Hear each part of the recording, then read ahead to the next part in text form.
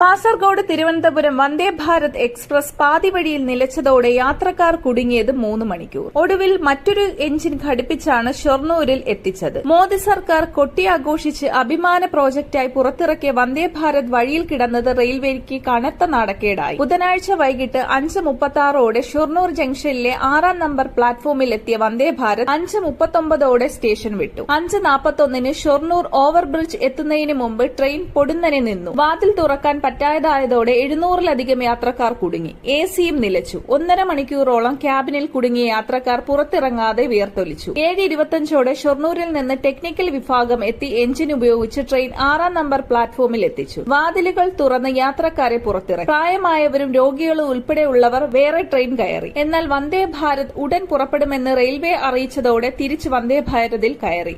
പിന്നീട് അതേ എഞ്ചിൻ ഘടിപ്പിച്ച് 8:41 ഷൊർണൂർ വിട്ടു.